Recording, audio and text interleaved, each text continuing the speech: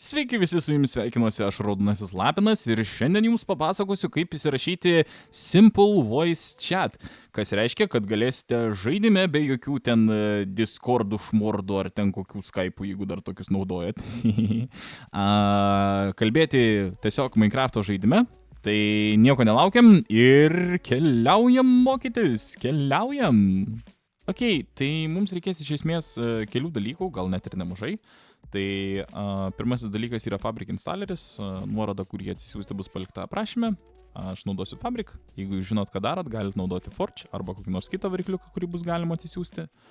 Tačiau jeigu jūs nežinot, ką darot, tai labai rekomenduoju likti su manimi, nes tai bus tiesiog paprasčiau.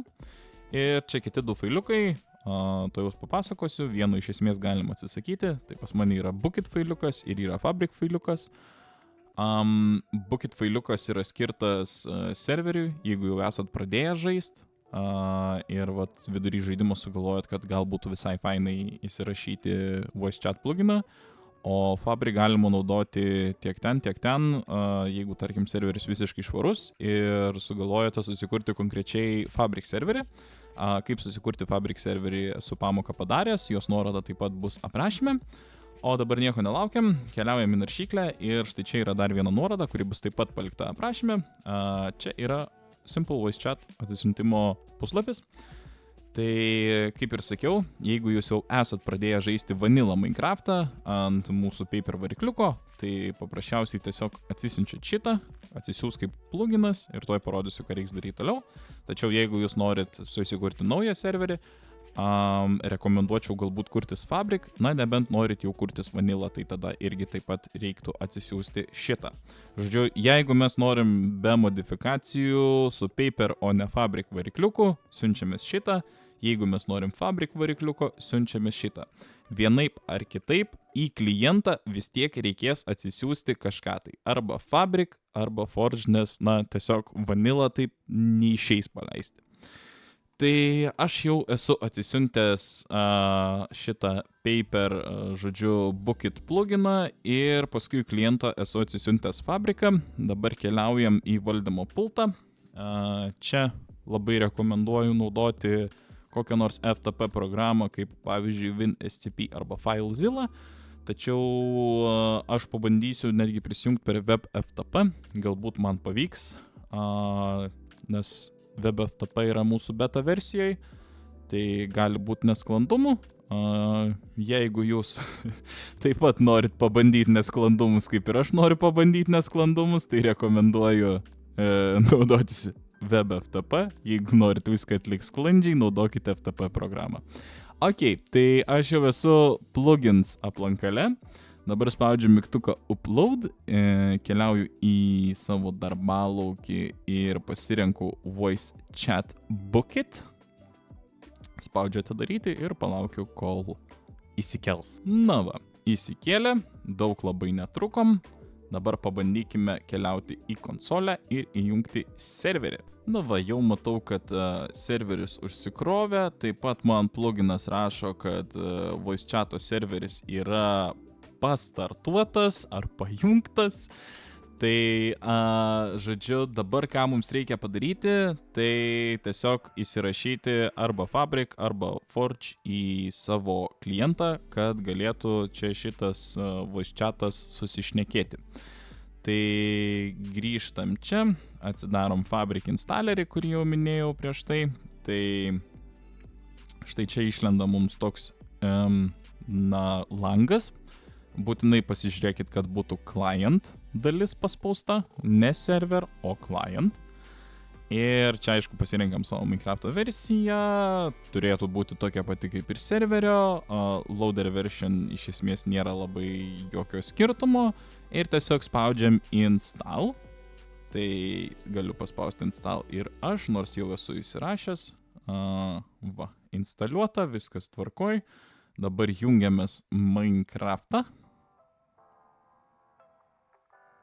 Taip, matom, kad jau Fabric Loader 1.21 yra sėkmingai įrašytas. Ir dabar kitas dalykas, ką mes turim padaryti. Tai keliaujam į paiešką, rašom updata procentai, būtinai procentai turi būti. Ir tada jums atidaro štai va tokį va roaming aplankalą. Keliaujam į Minecraftą, susirandam mods aplankalą ir dabar susirandam Fabric modifikaciją. Tai dar kartą tiesiog greit parodysiu. Fabric, būtent va šitas va. Taip, įdėta, viskas tvarkoj, galim šitą išjungti, grįžtam į Minecraftą, spaudžiam žaisti. Čia sutinkam, galit, suprantu riziką, kad daugiau nemestų, jokio skirtumo, palaukiam, kol užsikraus ir susimatom jau serverį. Ok, tai prisijungiau į serverį ir labai gaila, kad man nerodė to lango, kokį rodė, kai pirmą kartą jungiausi, nes buvau prisijungęs patestuot. Tai, žodžiu, principė ten tiesiog išmeta tokį langą, kur jūs galite pasirinkti, ar jūs žinot, ką darot ir viską praleisti, arba nežinot, ką darot ir tada jums ten automatiškai duoda pasirinkti mikrofoną, išvesties, žodžiu, kažkokią tais ten kolonėlės, ar, sakykime, na, ten ausinės galbūt kažkokios yra prijungtos. Tai, žodžiu, jeigu jūs netyčia kažką primakalavot, tai pagrindinė, na, klaviatūros raidė, pavadinkim, yra V, tai paspaudus V raidytę, atsidaro voice chat štai toks langas, čia galima paslėpti visas ikonas, pradėti rašinėti,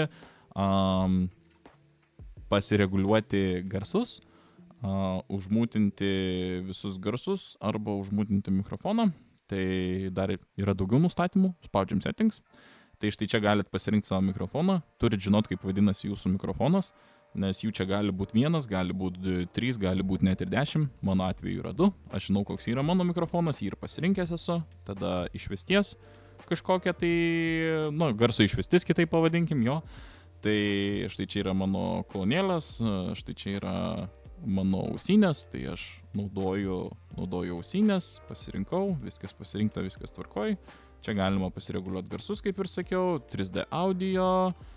Toliau kitas dalykas, kuris yra realiai labai svarbus, tai arba voice activation type, arba push to talk. Tai aš naudoju voice, jūs galite naudoti push to talk. Jeigu neklystu, tas, na, kaip pasakyti, gamyklinis mygtukas yra caps lock. Tai, žodžiu, aš naudoju voice, galima pasitikrinti, čia paspausit, tada galėsit pasižiūrėti, kaip jūsų mikrofonas reaguoja, palei tai pasireguliuoti, kada, na, sakykim, kiti jūs gali girdėti ir kada ten, jeigu yra koks zvimbimas, negirdėtų, kad kiti to zvimbimo. Taip pat irgi yra pašalinių garsų slopintuvas. Nu ir čia, žodžiu, kiti dalykai, kuriuos jūs lygiai taip pat paprastai išsiaiškinsit. Jeigu tik mokat anglų kalbą, tai išvis čia nėra kas veikti. Tai tiek apie tą voice chat settings ir apskritai apie visą šitą voice chat pluginą. Iš tikrųjų labai viskas paprasta, labai paprasta. Na va čia, kol viską išaiškinau, tai net ir lyt pradėjo. Tai jeigu jums patiko ši pamoka, būtinai paspausite mygtuką patinka, būtinai prenumeruokite Red Fox Cloud kanalą, jeigu mane žiūrit kur nors kitur, paspausite širdelę, būtinai sekite Red Fox Cloud, o su jumis buvo aš Raudonasis Lapinas ir sakau jums iki kitų pamokų ir kitų susitikimų. Ate!